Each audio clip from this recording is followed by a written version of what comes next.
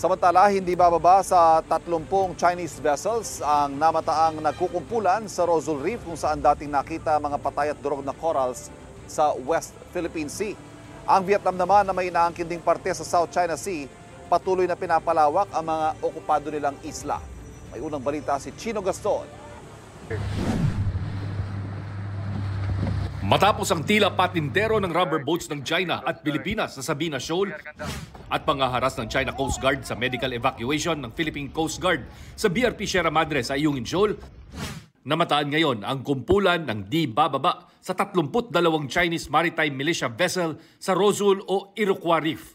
Base sa satellite imaging sa social media post ng security analyst na si Ray Powell, ang Philippine Coast Guard may mga litrato ng naturang swarming.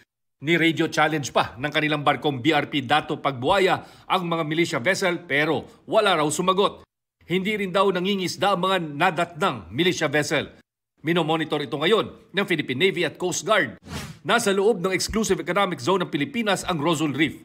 Bahura ito sa timog na bahagi ng Recto o Reed Bank kung saan nakita ang umano'y mga tinambak na patay na coral.